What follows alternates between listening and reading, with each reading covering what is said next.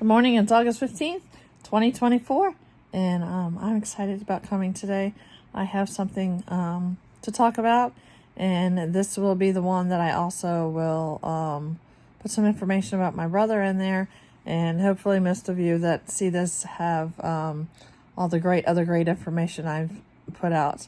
I apologize, my eyes don't seem to want to react very well today, so if you see me bopping in and out, I apologize for that. Thankfully, I can see images. I just can't seem to focus on anything. But anyway, you are awesome. You are amazing. You are wonderful. You are unique. You are amazing. Just don't forget about how amazing you are. You can if you try. People spend their whole lives trying and trying and trying and trying, and you can do it. You just have to ask God for help. Because a lot of times, like with our addictions and things like that, we need the help of God in order to get it done. So don't give up. Don't give up. I hear too often, too many stories of people just giving up because they can't do it in their own strength. You can if you try. Means if you ask God for help, you will be able to get it done. It might not look the same way. Me going back up this mountain is not looking the same way it did the last time. The last time I just walked right on up. And I went through many trials, but at the same time, I was able to easily get up. But this time, I can't seem to do that. It's taking a lot harder, a lot longer, and a lot harder tasks to get up there.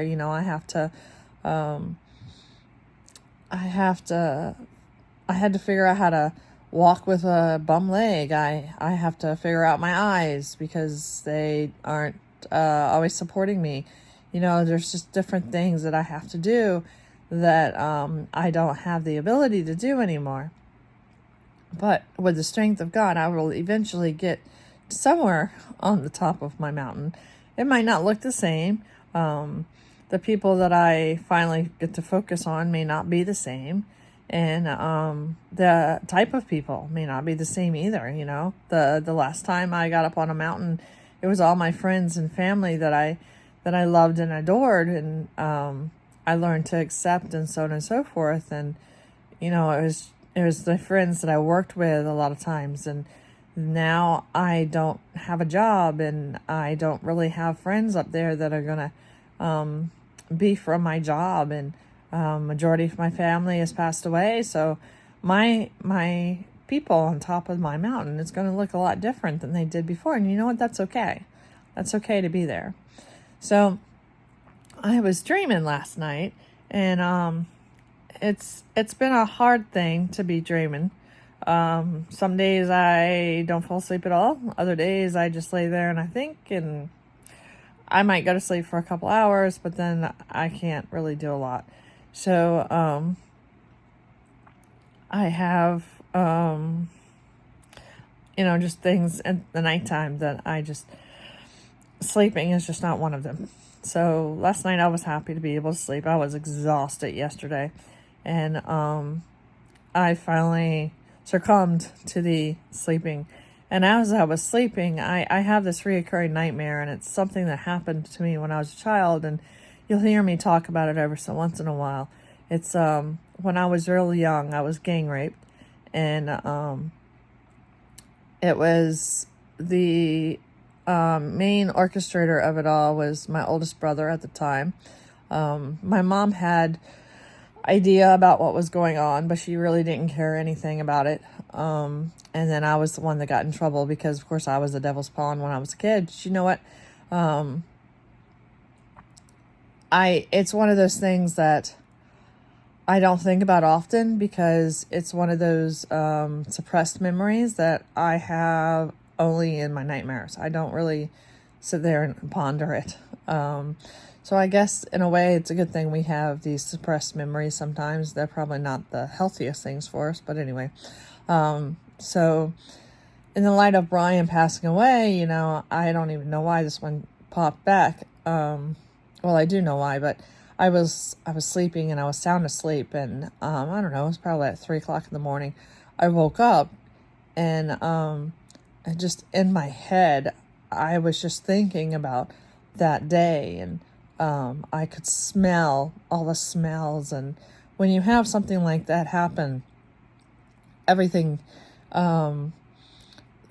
different things, like your senses will kick in. And I could smell the newspapers and the old thing, and I could smell the sweaty people that were around me. And I remember this strange voice coming out. It's okay. It's okay.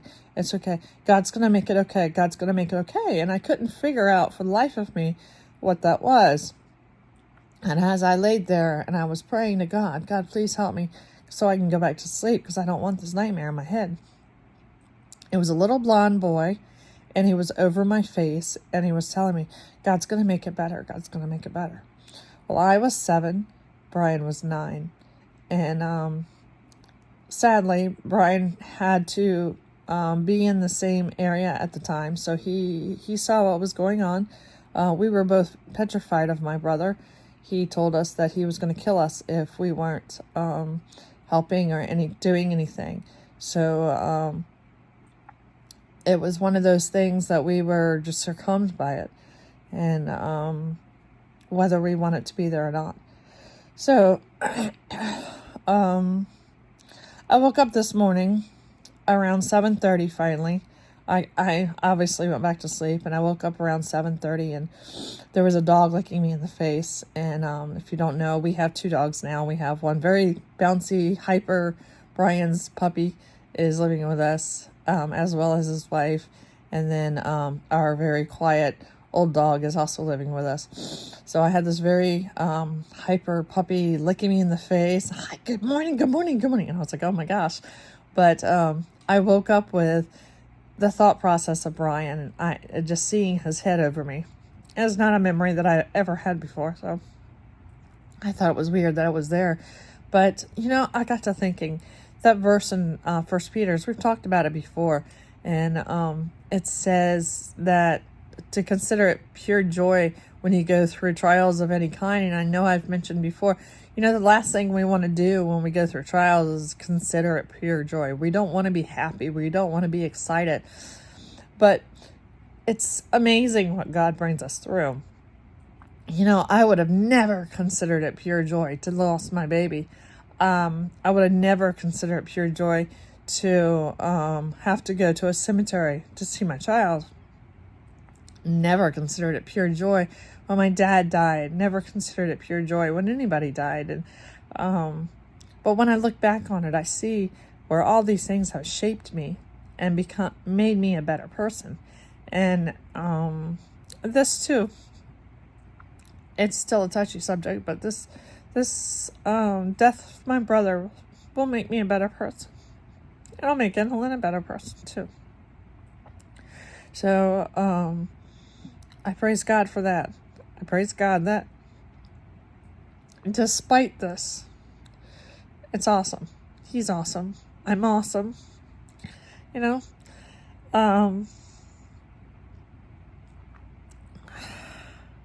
So another thing that I wanted to talk to y'all about was that joy. My brother Brian, he had joy. And I never understood where he got it from, because when we were kids, we were abused all the time. And people on the outside, oh, no. But there were people that, like our neighbors, that knew about the abuse. And they helped us in every way that they could.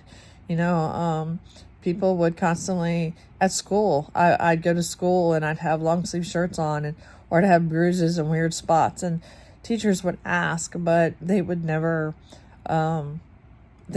push it. And my brother Brian and my brother Kevin, we all three were abused in some way, shape, or form, always, and some just one or two ways. As my older brother got older, he joined in the abuse, and that's just how our lives were up until I was about 13 or 14 years old.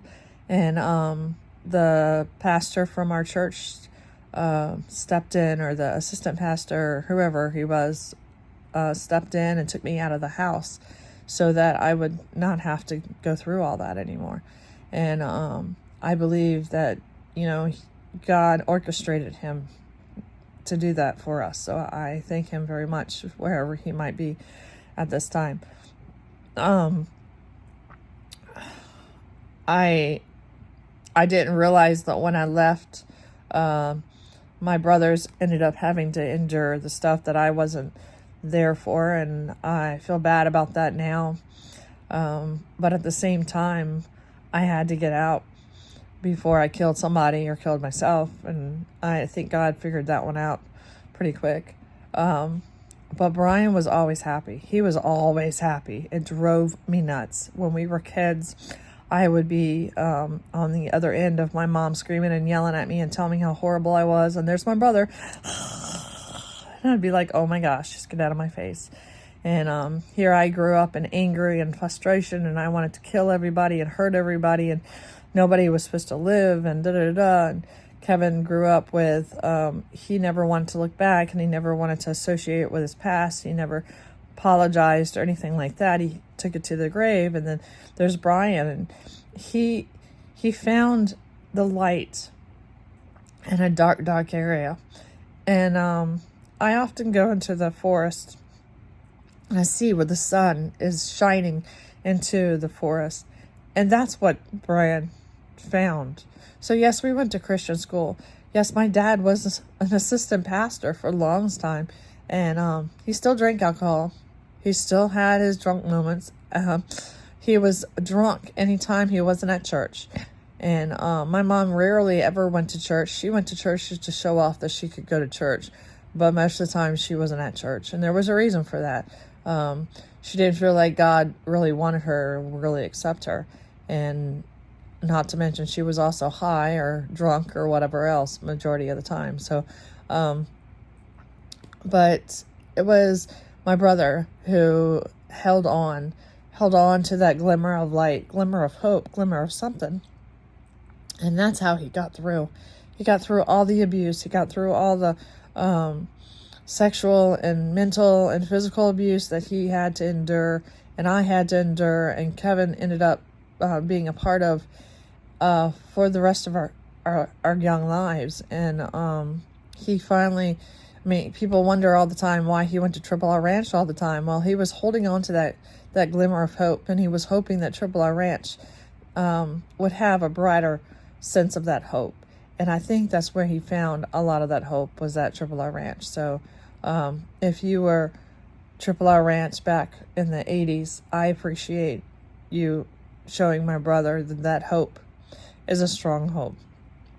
My brother fell away a little bit when he was right after college, but for the most part, he kept that hope. And he held on strong to it. And he would often say things to me like, don't worry. God will get us through. God will get us through. And I'll be like, I don't want God to get me through, because the God that they were teaching me about was a God of hatred. And even people at my church would say that I was the devil's pawn, and that I was God's curse to my parents. And that's how it was. And young teachers, when I was young, I would cuss people out and yell at people. I'd knock some girl head into a brick wall. I was angry, very, very angry. And nobody could understand how to control my anger. And I went from one Christian school to the next Christian school, to the next Christian school, to the next Christian school. And all because somebody was trying to teach me a lesson. And I just didn't like any of it. So anyway, God has always been, but I didn't see him. I didn't see that glimmer of hope that Brian held on to so strong. When we got out of school, Brian went on to Asbury College. He really wanted to be a minister of some sort. So he loved taking things apart and putting them back together. He loved all of that. He liked communications. He wanted to be a news reporter or something like that. So I know in high school he started becoming lights for the church that my mom attended. And then he went to college, and he learned how to do all of that and be a something to do with film and things like that. And then he worked some more with the Man Called Jesus at the church that they attend now. And he grew up just holding on to that glimmer, and he grew up loving that glimmer, and he grew up finding pure joy in everything that he ever had to endure in his life. And he used it for the benefit of his life. And that's how he lived his entire life, even up until he was working when he had his accident. And he loved his job. He loved being there. He loved the people. There was a few people he didn't really like, but he liked them because he felt like they needed to know about Jesus Christ, that they needed to see who God was through him. So despite his disabilities, despite anything, he made sure that everybody that he came across knew that he loved Jesus Christ and that Jesus Christ was a part of his life. And as annoying as it was sometimes, I am proud to call my brother, because that's just pretty awesome.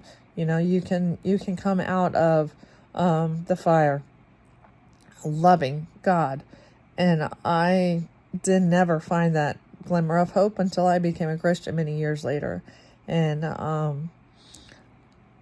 I just look on him, on his past life, and I just so proud of him.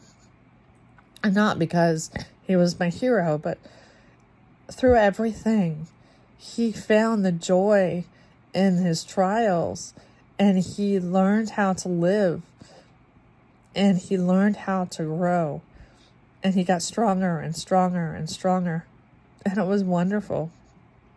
And even when he found his wife, and he taught her as much as he could about, it's okay if I feel this way, I'm still going to try to do it. And then he tried so hard, and to be the glimmer of light, even in her life when they found out they couldn't have children. And then he took on her niece and nephew and their family, and then her brother ended up passing away, and my brother was there for her in every part of the way. And then he had promised her brother before he passed away that he was going to take care of their family. And Brian didn't have the money to do it, but he just believed that these kids and this family needed the love of Jesus Christ, and they needed to know and feel that there was somebody other than their family there in the Philippines that would help them. And so he bent over backwards to make sure that these kids and this family was well provided for. And I despised him, honestly, of that sometimes, because I'm like, seriously, you don't have the money for all this. But looking back on it now, I see why. This is his precious family. And once they lost their daddy, they just, they could have succumbed to it. They could have gone into the hole. They could have had addictions. They could have had problems. But instead, they learned to find the glimmer of hope. The glimmer of hope that Brian talked to them about. Sorry. And I think that's amazing. And I think that's wonderful. And even now, today, even with the heartaches that they have losing Brian, they still have that glimmer of hope to hold on to and to become strong and to grow. They have their whole lives in front of them, and they have something to hold on to because Brian made sure it was there for them. And I think that's pretty awesome. So I think that's awesome, and that's why Brian was here.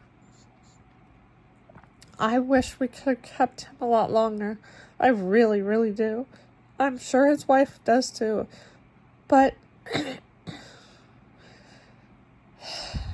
I believe that God calls people home when he feels like they've done what they're supposed to be doing.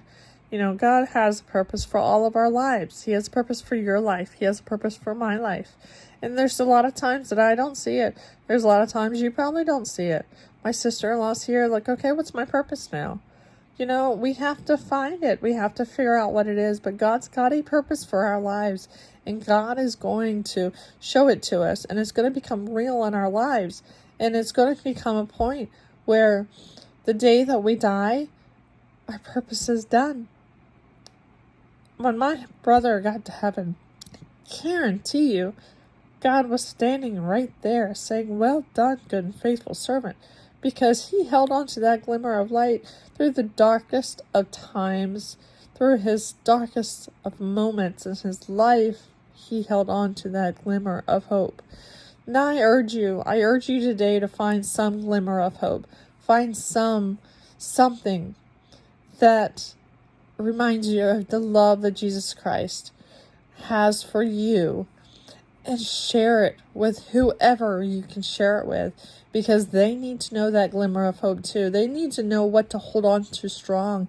If they're going through addictions, if they're going through anything, they need to have that glimmer of hope. That glimmer of hope needs to shine.